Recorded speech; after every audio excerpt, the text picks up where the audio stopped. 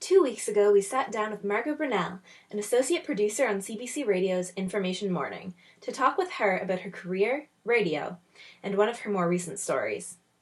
Margot recently visited Middle Ohio, where she met with Neville McKay's mother, the inspiration behind his flower shop, My Mother's Bloomers. Neville's mother was a British war bride who came from urban England to middle of nowhere, Nova Scotia.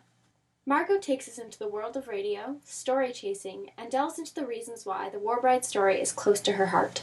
Okay, so I just have a few questions for you. Yeah. And my first one would be, what brought you into journalism? And did you know that you wanted to do radio journalism specifically? I remember distinctly, I was on the bus, we were just finishing Cégep, and a friend of mine who was artistic, and I was more literary, were sort of fretting over what we were going to do the next year, and I thought, well, I know how to write, and I guess I can talk to people.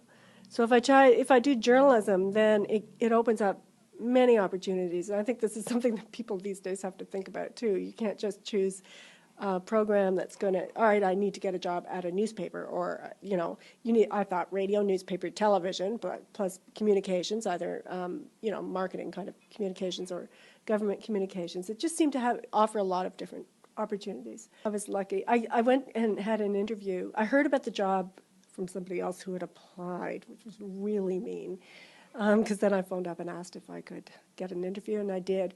And the guy was a very funny and sort of aggressive, typical old school newsroom editor. And I was a little hungover because I'd been up all night chatting with friends about, I don't know, Quebec politics or something like that. And he said at one point, "You're very soft-spoken." And I just said, "Well, you use microphones, don't you?" And then I got the job. When I started here, I had only been working here in radio for about a couple of months. And the producer of the show quit, and then the associate producer quit. And I barely knew how to edit radio tape. We were using quarter-inch in those days, and I barely knew how to do it. But it was the beginning of the summer, and the executive producer said, just play music or whatever, I mean, it was baptism by fire. I had to produce the show, not knowing much about radio or anything about radio, but also not knowing much about Halifax. So I really had to work my buns off for about 4 or 5 months at that point. I did learn a lot, of course. And then when they finally posted the job, I applied for it, and they gave it to somebody else. So that was a pretty hard lesson after working that hard, But that's often the case when you go to work for a big corporation. You don't necessarily control your own future. Like I wanted the job in television, didn't get it, did all that work, wanted the job, and then didn't get it. Those are things that happen all the time in your career, and you just have to get past them, right? So, what does an associate producer do? I do almost everything, actually. I guess my primary function is to chase stories. I'm called like a chase producer. And that means coming in with ideas and making the calls, and we consult each other and decide whether it's worth pursuing, lining up interviews, usually for Don Connolly to do, the host, and writing the script for him. And what is the biggest difference between radio and television? Yeah, radio, you're much more independent. You do much more of it by yourself. Somebody said to me once, TV is, how did they put it? Radio is pictures and TV is sound. And I thought, wow, that's a really funny way of thinking about it, but it's absolutely true. If you are watching television and you turn down the sound, it loses all impact. And if you're creating radio and not creating pictures, it loses all impact. So that, to me, radio is all about visual images, that you get by the stories people tell, but also by their voices or the sound around them.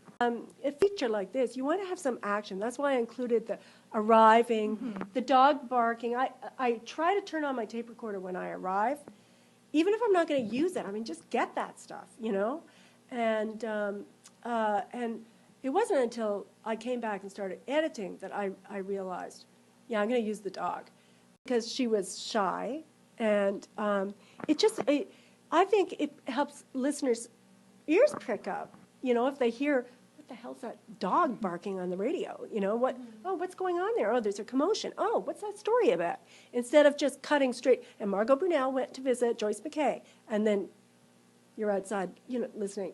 Like, you need to engage a listener right away using sound. And so that's, to me, that's the huge difference between radio and television. Like TV, they engage you with pictures, and you're like hooked. And radio is, to me, all about sound and stories. We asked next about her story, the inspiration behind my mother's bloomers. It is the backstory of another story I was doing. Neville McKay, who owns My Mother's Bloomers and is a very entertaining, eccentric, funny, outgoing, gay shop owner here.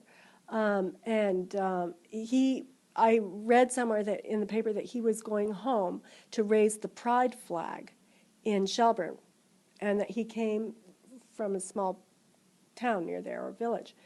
And I phoned him up, and he's the kind of guy who calls everybody darling, whether he remembers who you are or not.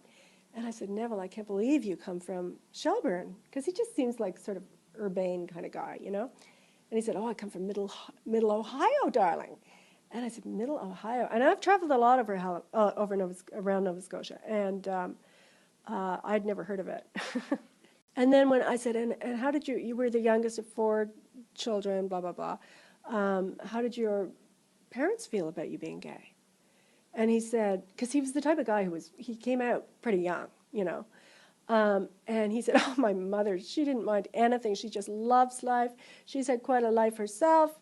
She moved here as a British war bride. And I said, oh, she came from England and moved to Middle Ohio. And he said, yeah. I said, that's a story. Margot didn't have to do much research for her story. Her own mother was also a British war bride, and she understood just how difficult the transition could be. What lessons do you think that this kind of story could teach journalism students? Oh, God. I really had to think on my feet with this story, because there was no real research. But also, they said that she was a live wire, and she does sound sort of, did you think she was? I thought she was for a woman in her 90s? Yeah. She was shy. And I got down there, and for the first 15 minutes, I'm thinking, holy shit, I drove all this way, and she's shy. What a great story. Thanks to Margot Brunelle for her lovely introduction into the world of radio.